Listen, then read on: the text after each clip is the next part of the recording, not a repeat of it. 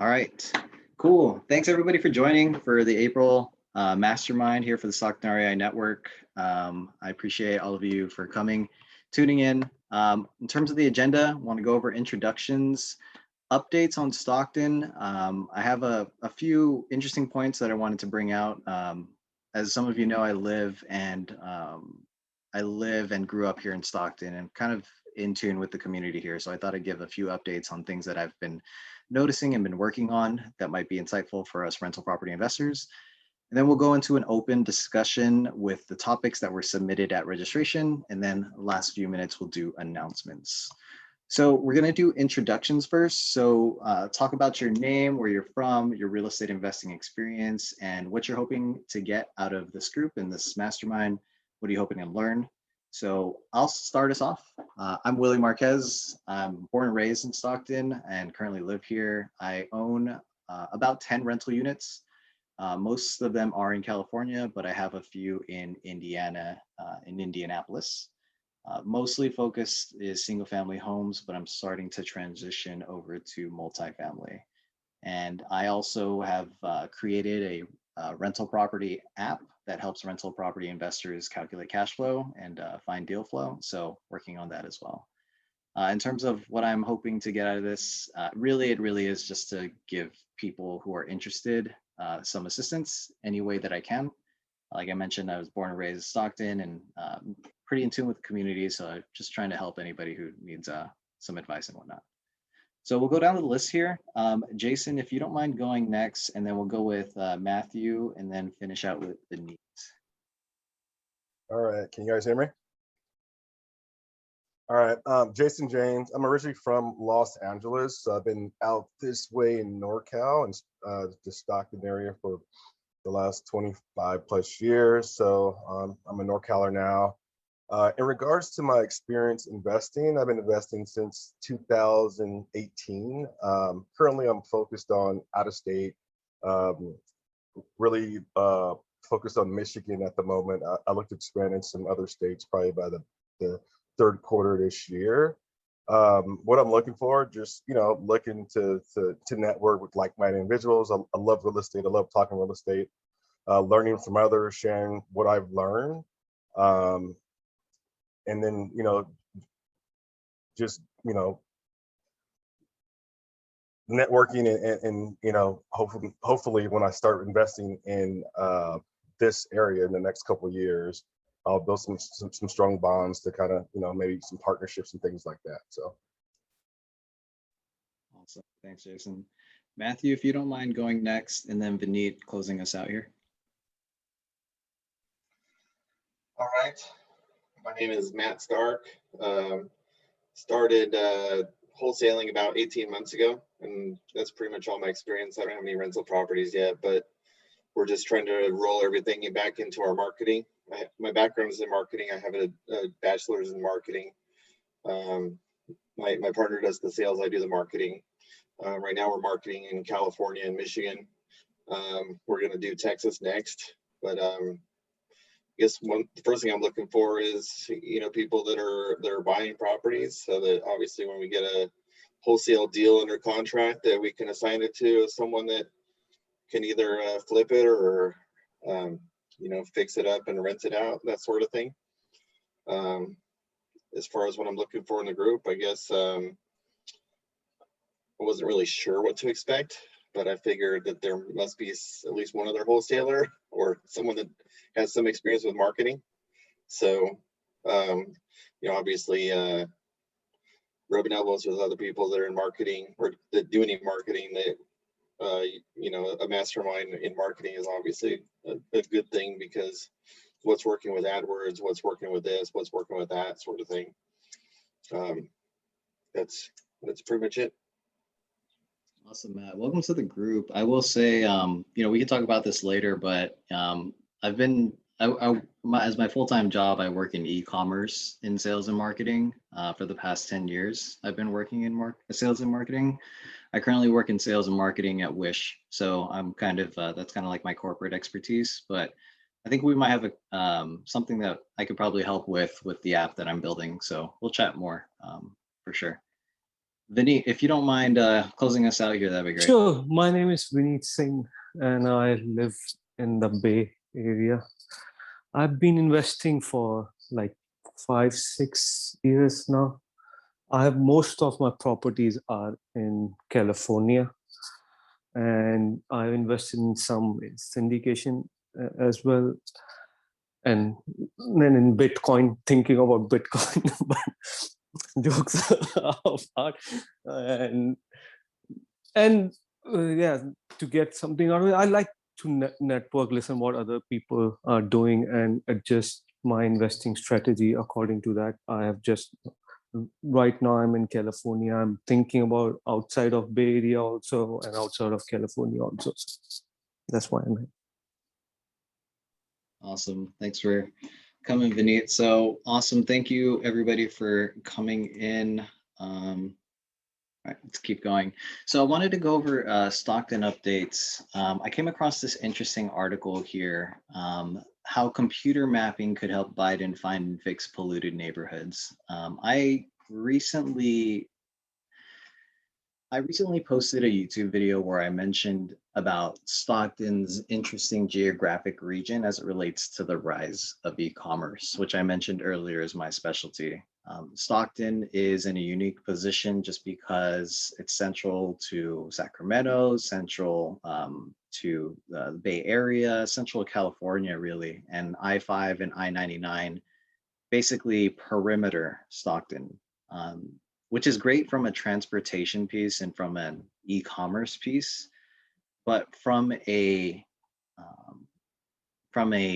environment in terms of a how do I say, the pollution is a big factor, unintended consequence of the growth of e-commerce and transportation in the Stockton Central Valley area, and especially it being in the valley, there's not too much of a breeze coming through. A lot of the air pollutants actually rest in the Stockton, California area.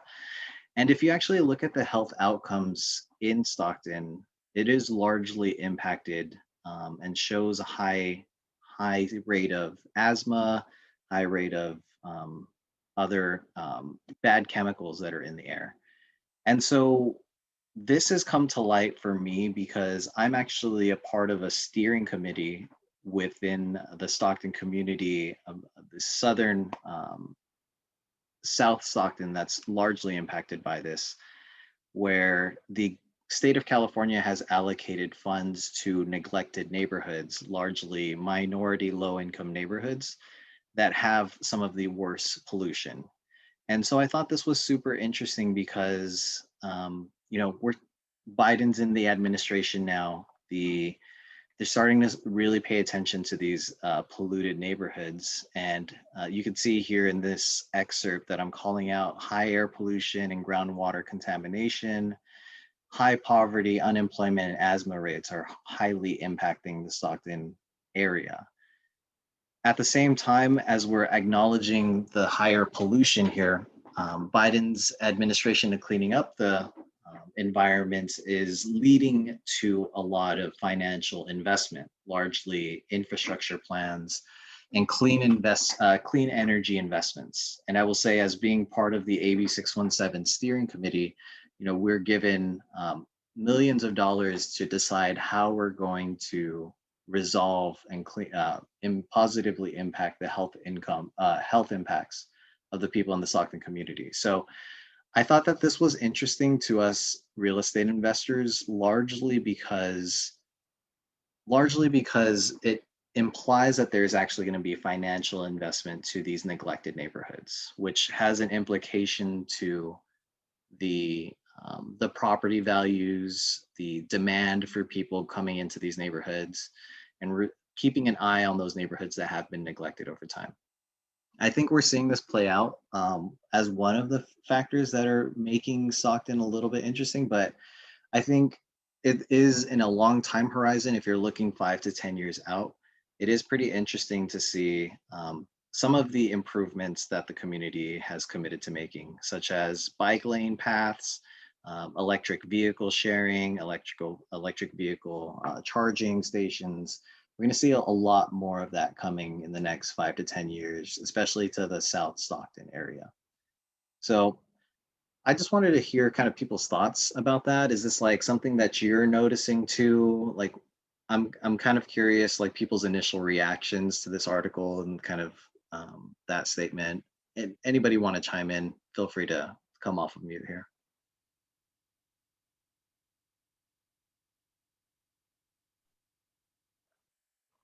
So Willie, so this is something they're planning to do, right? I mean, I haven't been in well, I've been driven through it, but I haven't seen any like bike lanes or anything like that. So is this like upcoming back in Q3, Q4, or are they saying that some of this stuff is already in place? Yeah, I will say no, not a lot of it is in place right now. Like, for example, the millions of dollars that were allocated from Assembly Bill 617 were approved last year and is largely going through the steering committee now and creating an actual plan for the next 5 years. So it doesn't exist now. I would say this year, last year, and probably the next half of next year is largely about putting monitors in places where we want to actually measure pollutants.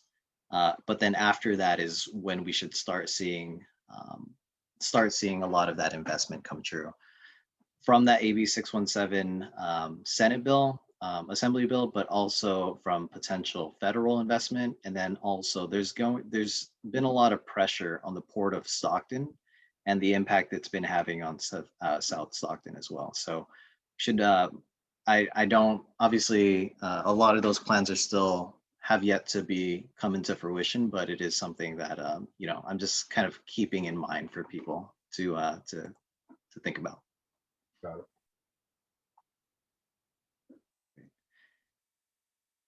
Awesome. Cool. So I want to move on and dedicate most of the time here to the open discussion. I know everybody submitted questions at registration. These were the overlying themes at registration. So finding funding deals in a competitive landscape, buy and hold strategy in this current market, finding wholesalers that have off-market deals, the Stockton market, and construction and subcontracting. So I have these up here as potential icebreakers to have us start the conversation. So if any of these ideas were yours, feel free to come off of mute and kind of start the discussion about kind of what you're interested in discussing or learning about. But before we do that, we did have a new member join, Sergey. So Sergey, if you don't mind doing a quick introduction to yourself to the group. Well, first of all, thank you for joining. I know you've been trying to join the group for a while, but appreciate you joining. But if you don't mind introducing yourself, like your real estate investing background, that'd be great for the group. Yeah, thanks, Willie. Hey, everyone. My name is Sergey. I live in West Sacramento, so a little north of Stockton. My background, pretty much I've done a small handful of mix of things, fix and flips, have a couple of rentals out on the East Coast, manage about 10 units total, so not a huge amount. A lot of more than half of those are remote, so they're either forced in SoCal, some on the East Coast. I'm currently working on a Victorian house that we're going to turn into a furnished rental here in Sacramento. I'm an agent as well and have an accounting background, so kind of do a mix of things on my end. Awesome. Thanks for coming, Sergey. So with that being said, obviously these are the topics listed here that were submitted at registration. If any of these resonate with you, feel free to come off of mute and kind of talk to the group about like what are some of the things you're thinking about, like what do you want to know more about. Yeah, let's just have an open discussion about any of the topics that are listed here or any of the topics that you have that you wanted to chat about.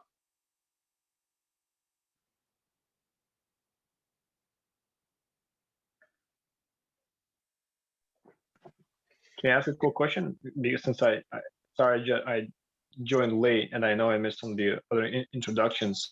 So I'm just curious if the other participants are location-wise, everyone's mostly out of Stockton or other. Yeah, no, we could do that really quickly. Let's just do a round of quick intros about, I guess, your background, where you're at, where you're from. So I'll start us off. I'm Willie. I'm born and raised in Stockton, currently in Stockton. I focus on rentals, both in California, but also in Indiana, so out of state as well. Jason, and then Matt, if you don't mind. All right. Can you guys hear me? Yep. Okay. So Jason James, I'm in Stockton, but I invest out of state right now, focus in Michigan. I do have a multifamily in Stockton as well, but right now my strategy is buy and hold out of state at the moment. And I'm Matt. I actually live in Tracy. I forgot to mention that earlier. And we, my partner and I, we do wholesale. We also fix and flip. Great. And then Vineet, if you don't mind doing a quick intro, that'd be great. Sure. Yeah, my name is Vineet. I live in Bay Area, in Dublin to be specific, and most of my rentals are in Bay Area right now. And yeah. Thanks. Matt, I saw you come off of mute for a second there. Did you want to get us started here?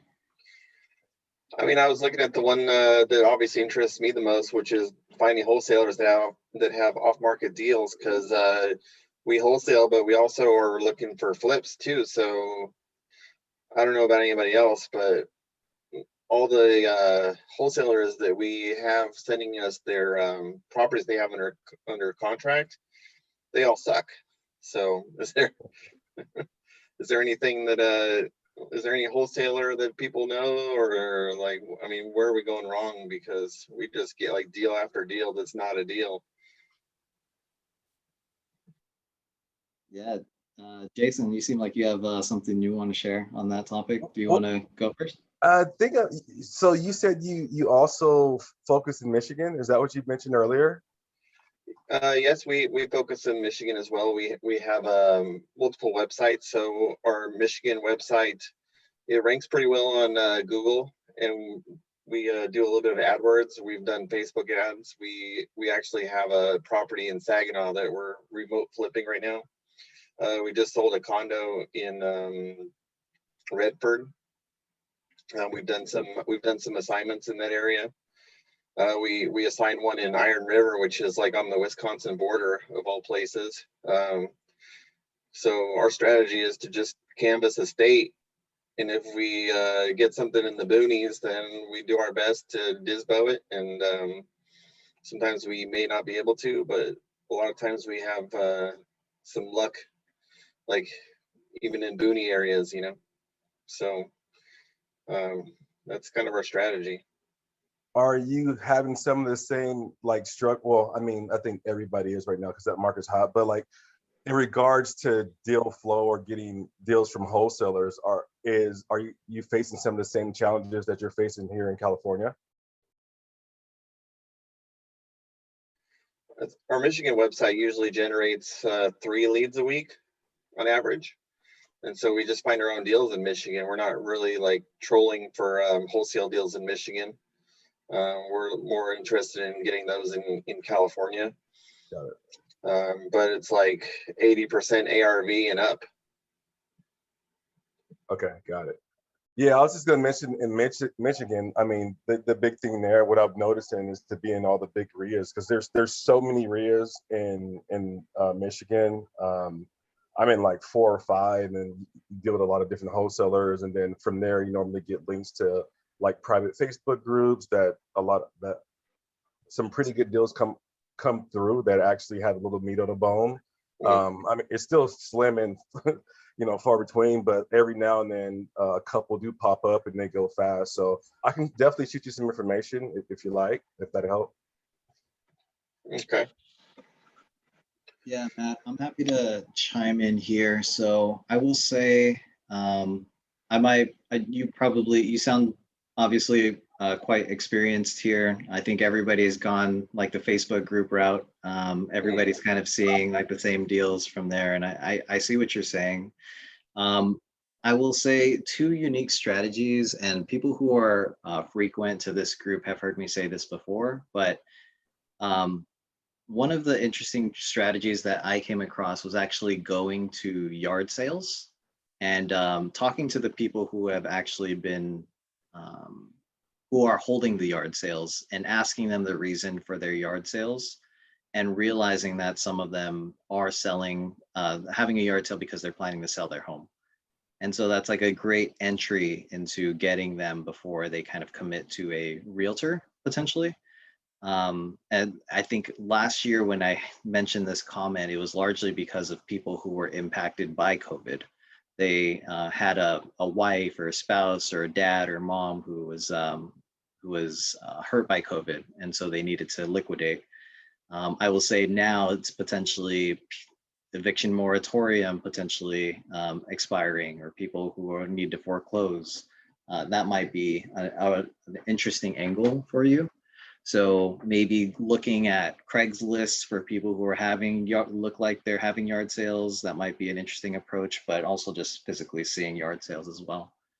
The second approach that I'd recommend is I'm actually finding out that property managers are working with specific real estate agents to list their home on the market for their owners who want to sell the home.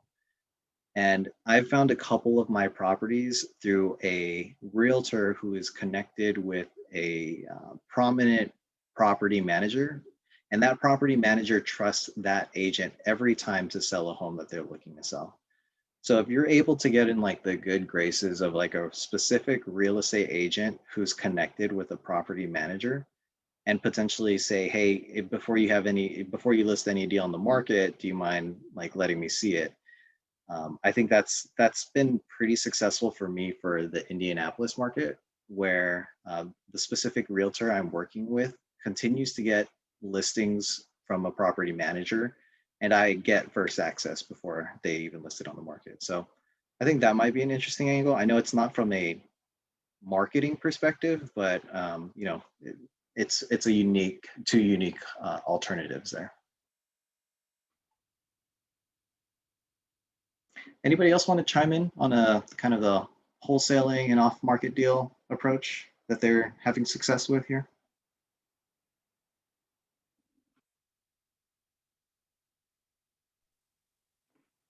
I'm curious if anyone's doing the traditional mailers or the yellow letters. If you what you're seeing as far as responses in the last year compared to before. I'm assuming I've done just a small handful, so I don't have enough of a track record to kind of get a good grasp as far as what the responses are. I've done like mailers out in the Tampa Bay area market in the past, and one of the deals that we have came from one of those. But the last mailer I did late last year just kind of seemed like it was dead. So either it's just overly saturated by a lot of competition, or maybe something else is going on. So I'm just curious if anyone is doing something similar in what you guys are seeing. I mean, I have not done any mailers myself, but I do plan on doing in the future, and we're planning on doing 2,500 a week. So we're gonna obviously have a list, and we're gonna hit everybody on the list once every 8 weeks, and we're gonna commit to doing each person on the list like at least 5 to 7 times minimum.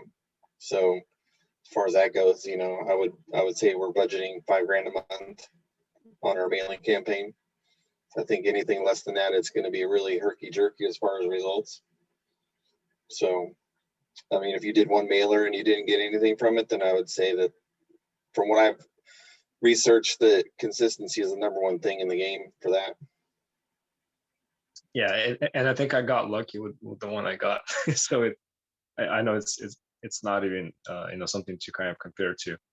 But are you planning to the marketing that you mentioned, is that going to be in Michigan or here in California? Probably in California. So our strategy in Michigan is primarily SEO and AdWords. We ran Facebook ads for a while, but Facebook changed their whole deal, made it a little bit more complicated for us. They have like some limitations on housing ads, real estate ads, which was fine. But then one of the things that we were doing was like Facebook gives you their own form to fill out. And so all of a sudden they had a new policy where their form that they give does not allow you to ask for the address. So if we can't ask for someone's address, then might as well someone clicks on the ad, send them to our website instead. And then the conversion rate was like way lower. So we just paused it for now. But Facebook was generating really good results. Like we were getting our leads like $20 a lead at one point.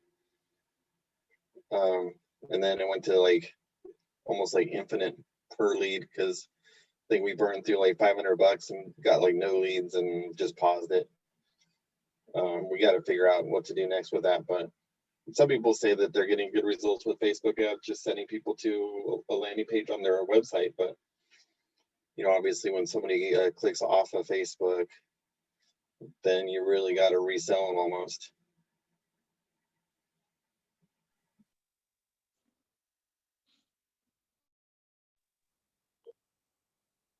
Yes, okay. Did you have a follow-up on that one?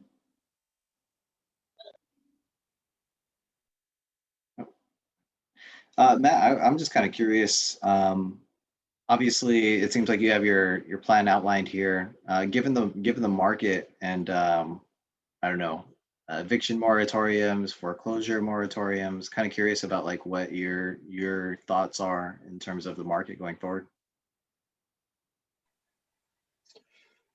I mean, I guess I'm cautiously optimistic because there are people out there, like we get people that are in probate that are motivated. We get people that have tenants. We've only been doing this for like 18 months and we just got our biggest assignment ever, which was 62,000, which was a house in Oakland that had an ADU in the backyard and they had 3 tenants and none of the tenants were planning on moving. The seller said that she tried to give them cash for keys. I think like $9,000 each tenant, and they rejected that. And so we got it deeply discounted, and we found a buyer that supposedly has $10 million to spend on properties, and he was willing to write it out because the tenants were not planning on moving whatsoever. They did not want to be contacted. He said that they drove by and there was a sign on the yard that said "Moms for Housing," and they were saying that the ADU, like their experience, like getting that permitted because it was unpermitted, it's going to take like a year to go through the city of Oakland to get it permitted.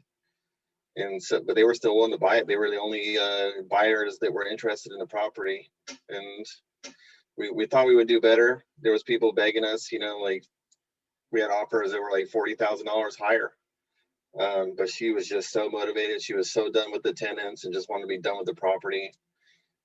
We actually, one of the people that was interested in buying it from us said that he had it locked up like 6 months ago. And so he was familiar with it and the tenants were really a pain in the butt. He said like 6 months, like August, I guess, the tenants were not paying rent.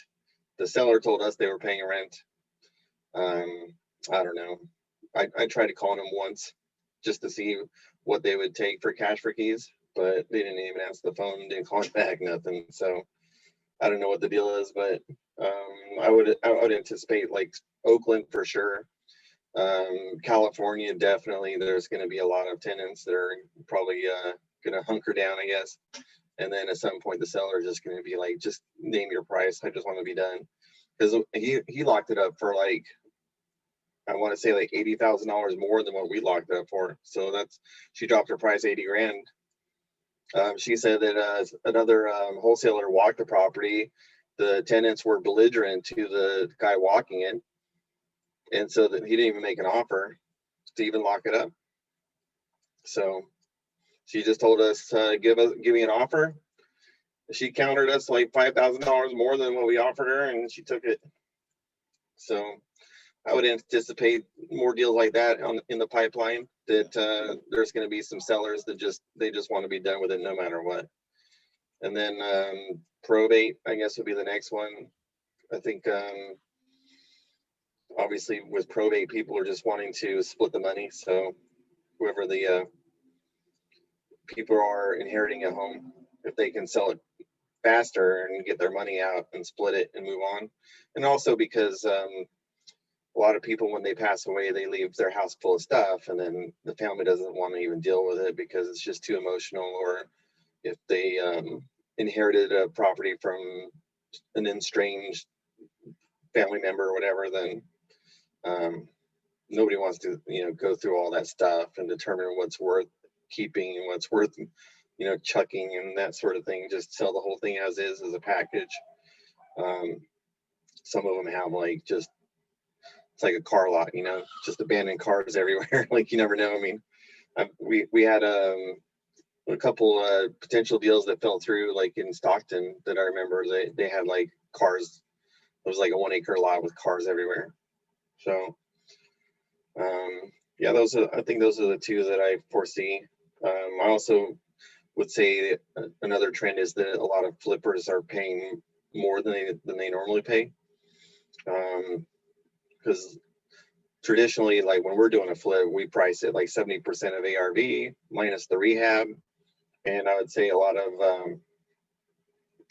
people that I'm seeing are going up to 80% ARV. So, and then there's a guy that my partner, he follows. His name is Ryan Pineda, and he does a lot of flips in SoCal, and he was saying that he goes up to 85% ARV, which is crazy. Yeah, it seems like you got the spectrum of people there, but yeah, I think people are definitely seeing potentially keep going up, obviously, if they're willing to pay that much more. I was kind of curious. Obviously, Matt, you have that experience with the that Bay Area property. I'm kind of curious, Vineet, if you seem to be the one that's most located in the Bay Area and invests there. Is that is what Matt was describing kind of similar to what you're seeing out there?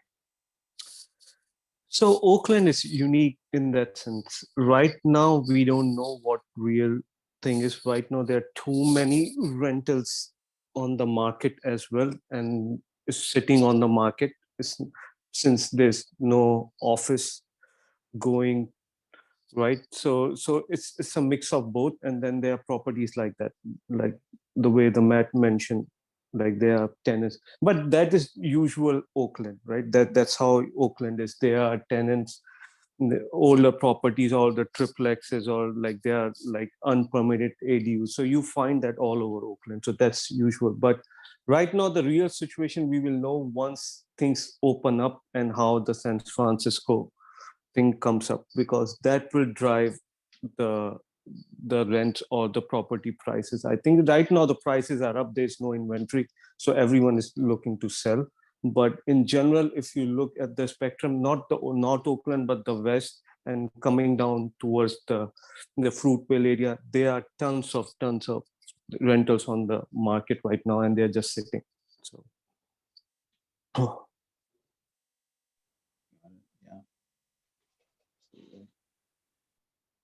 What do you, Sergey, obviously you said you invest in the Sacramento area. Is this kind of on brand with what you're seeing over there? I missed some of the very last part of what Vineet was saying, but you're asking in terms of what's going on with renters not paying and kind of just squatting in properties, essentially, right? I think out here it's a bit less. I know I'm actually in contract on a property right now where the owner just we've had a long-term relationship with the owner in terms of my intent to buy the property, and so he's ready to sell, and the tenant there hasn't been paying him for I think over a year, and he was initially going to go through a process to to deliver it to me vacant, and then he just saying no, take it as is. I don't want to deal with it. So I'll be dealing with this. It'll be somewhat of an experience for me. But I know of a number of other people that have of friend of mine who I partner on deals sometimes with. He bought a property last year where the tenants weren't paying. It was a family member that was living there. The owner did not want to deal with them. He bought them and gave him cash for keys, and then resold the property and made a pretty good margin.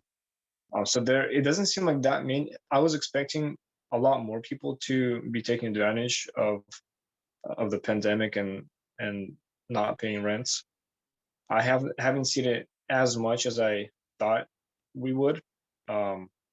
So I think it's really and Sacramento has a very big supply shortage, and so I think part of that may play somewhere in the equation, because there's a lot of demand, and people know that if they do stop paying or they try to take advantage of the situation, at some point they'll be out and they won't be able to find something else. So I think that is kind of playing into the equation. I was involved in transactions where the tenants may have not wanted to move out, but then ultimately the seller convinced them to move out, basically on the premise that if they can save their rental history and find a new place, but if they're not going to budge, then sooner or later they're going to be out of the property and they won't be able to find anything else. So, but I think Sacramento is a little different, partially because there's a very high demand here, and there's a big flow of people from the Bay Area as well as from other areas as well. But for sure, there are still people taking advantage of the current situation. Gotcha.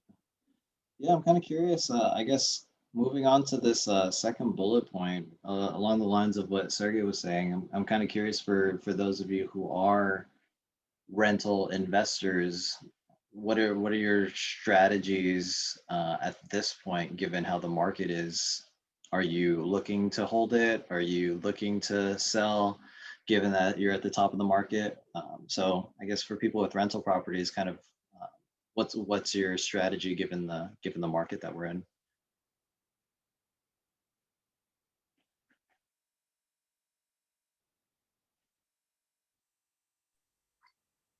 I will tell you, I told you earlier, I'm looking to sell.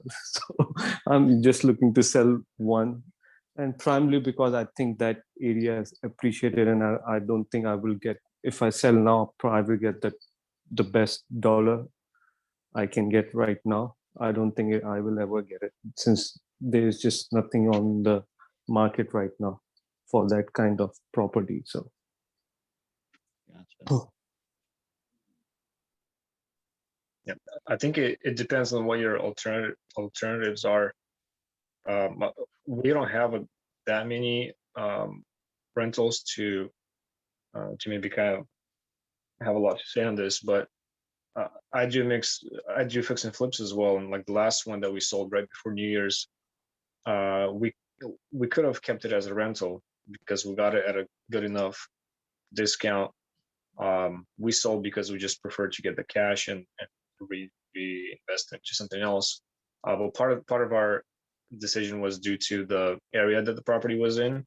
It wasn't the best area, and we had. I knew that I would rather sell that property and buy something like again in Florida, because I can buy something for 1.5 times cheaper and get a bit more or similar amount of rent possibly.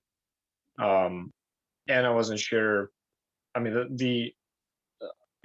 the foreclosure or the eviction moratoriums and the friendliness, or I guess the unfriendliness to landlords in California does kind of scare me. So my approach is, if I do keep something here, it'll probably be something that I feel will grow. So it should be in an area that's poised for continual growth. The property that we have that I mentioned is just in a good location that I know there's going to be growth there, and that's the only reason that we're deciding to keep it.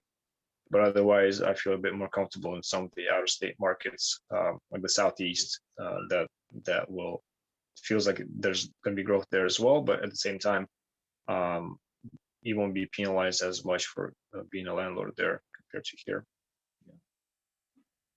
Yeah, I definitely hear you, Sergey and Vinit. I think I mentioned this earlier with a few of us who were here earlier, but I'm in the same boat as well. I'm a little concerned about the, I guess, landlord or owner friendliness or lack of friendliness in California, and definitely looking to go more East Coast. I think Sergey, I'm kind of in the same boat as you. Is like for the areas that I do see potential, maybe hold on to those.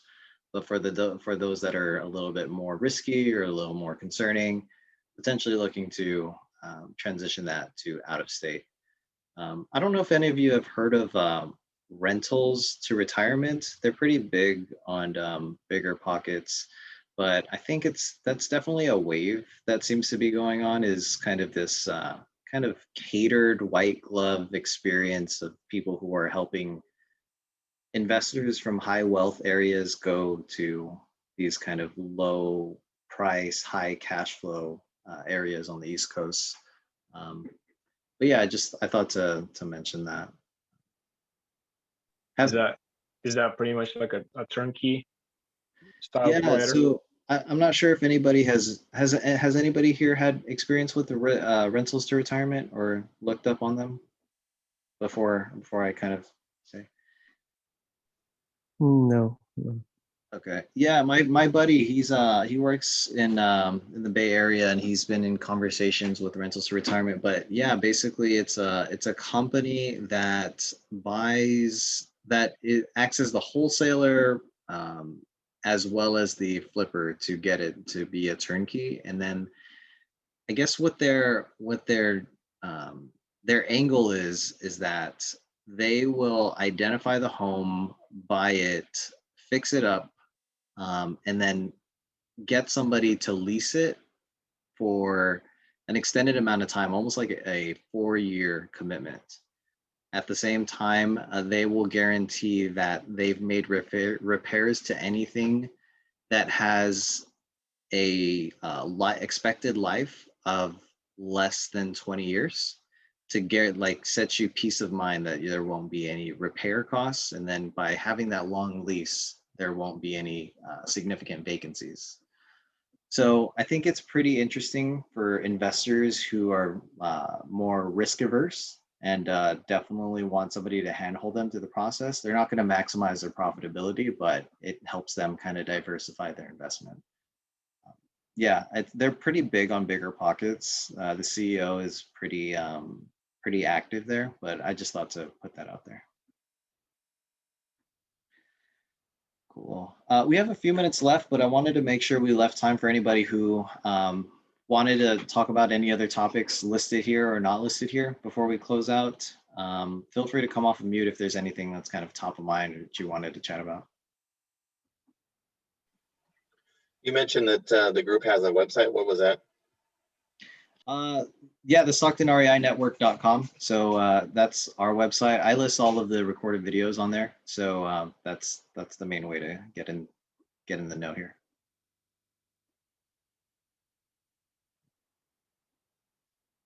Yeah, anybody else have any other closing kind of questions or discussion points they wanted to bring up before we transition off here? Do you send out contact info of attendees after, if we wanted to touch base with each other after? Yeah, that would probably be best through the Slack group that we have. I have linked in the email invite the Slack group. There's about 21 of us in the Slack group. I will say actually also, and Matt is the one that I saw who replied, but recently added Jimmy Nguyen, who's based in the Bay Area. He's a wholesaler as well, and he had about like, I don't know, 7, 8 properties in Stockton that he was wholesaling. So I recommended he join the Slack group, and he did. And Matt, I think you reached out to Jimmy. I was kind of curious about your thoughts on those properties there. Was that something that seemed interesting to you? I mean, they have to be at least 30% off ARV, and the ARV can be, you know, fudged because I'm going to check the ARV. So if it's not even that, then I'm not even going to look closer at it to see if there's any repairs that need to be done. Typically, so I looked at a couple of them, and they were maybe like 20% off ARV. And then, you know, obviously for most people, then you got to look at the repair. So I didn't spend more than a minute on it, I guess. I didn't see anything that I was really interested in. Yeah, so I'm hoping to bring more people into the group who potentially have deals. Obviously, it's up to them to kind of price it, but I'm glad that you got a chance to take a look at it, Matt. And you know, I'm gonna try to keep more people to join the group if they want to get in touch with one another. So I would say, Sergey, that'd be your best bet there.